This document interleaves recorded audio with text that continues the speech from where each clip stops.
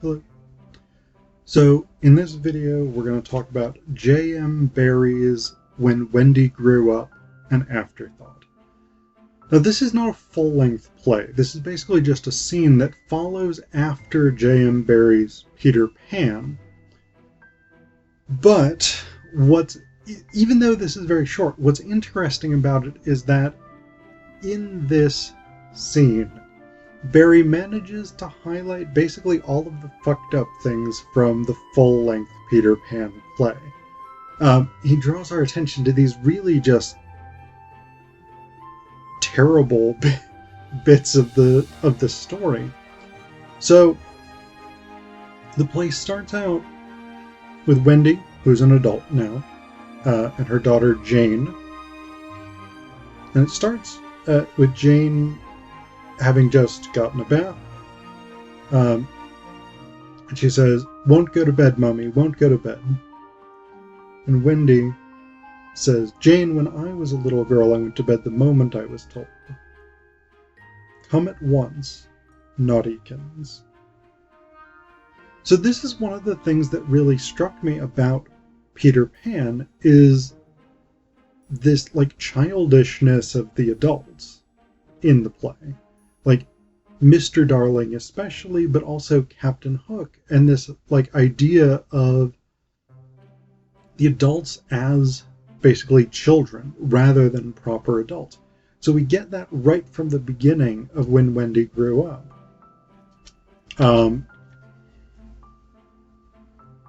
But we also have this, and this next point is connected to this idea. We have this fetishization of childhood, which is not necessarily a bad thing, but it can be a bad thing. Because when Jane wants to hear the story of Wendy's adventures in Neverland, which she's heard over and over and over again, and she says, "Why can't you fly now, Mother?" Wendy says, "Because I'm grown up, sweetheart. When people grow up, they forget the way." Jane asks, "Why do they forget the way?" Wendy says, "Because they're no longer young and innocent. It is only the young and innocent that can fly." So again, we've got this element of the fetishization of childhood, youth and innocence as these sort of ethereal, desirable qualities that let you fly, which is of course sort of metaphoric for freedom, for imagination, for whatever it is. But the other side of this is, because it's not just the fetishization of youth, it's also an ageist critique of adults. I mean, this idea that once you become an adult, you can no longer fly, you're no longer young and innocent, and those are the admirable qualities that you lose.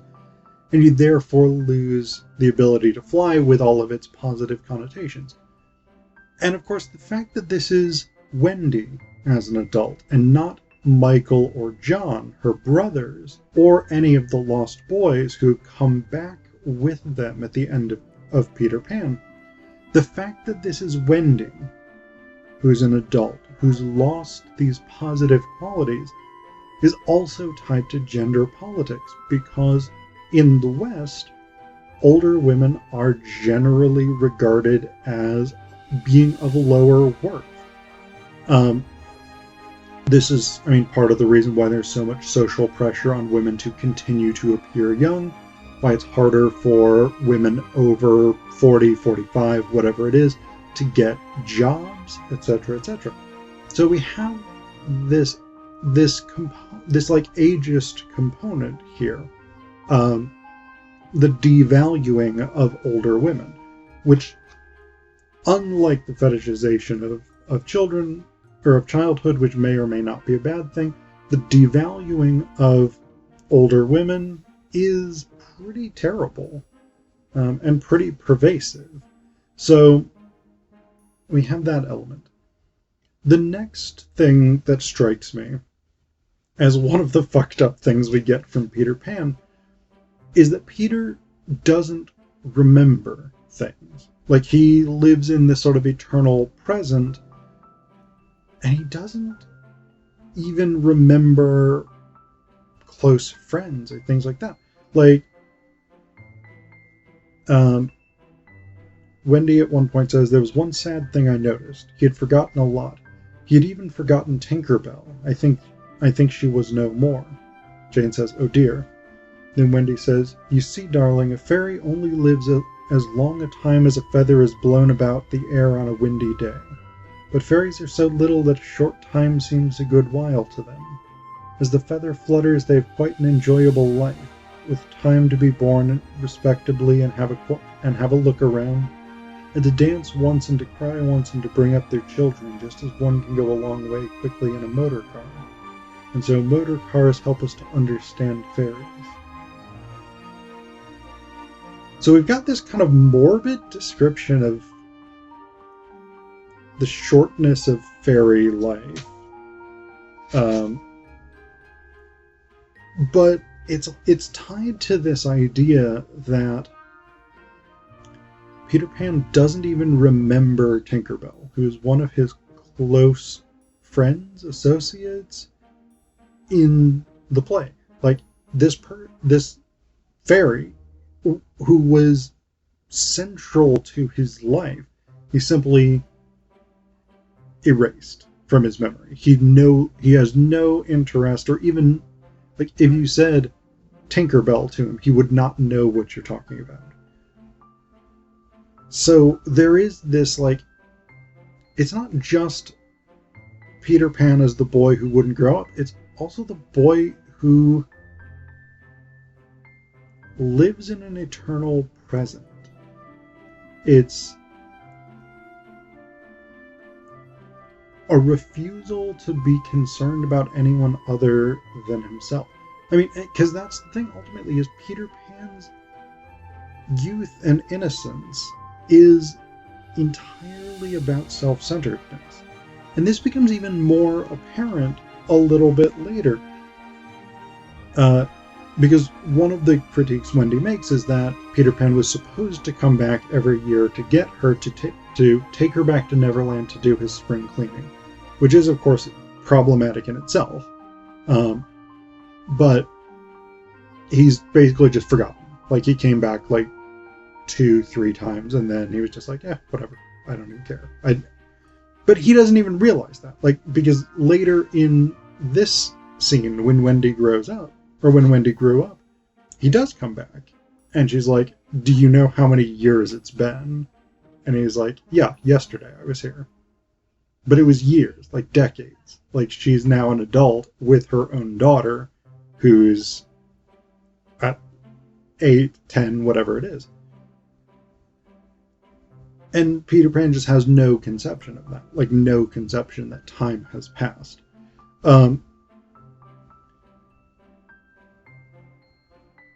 But so he comes back. I felt like I had a different train of thought there, but I'm going to take you to this idea, because this is, again, connected to this idea of, like, he forgot Tinkerbell, and his Peter Pan's self-centeredness. But it gets even more fucked up than that, because she says, she's sort of reminiscing. He says, oh, Peter, when Captain Hook carried us away, and Peter immediately, like, interrupts her and says, who's Captain Hook? Is it a story? Tell it me. And Wendy says, do you mean to say you've even forgotten Captain Hook and how you killed him and saved all our lives? And Peter, fidgeting, and that's an interesting stage direction, says, I forget them after I kill them. So first off, that's a pretty messed up thing. Because again, this is part of the problem with Peter Pan, is his innocence is based on erasing the knowledge of his own guilt, his own non-innocence. Like, he kills people, and then to maintain his youth and innocence that allows him to fly, he has to repress that knowledge.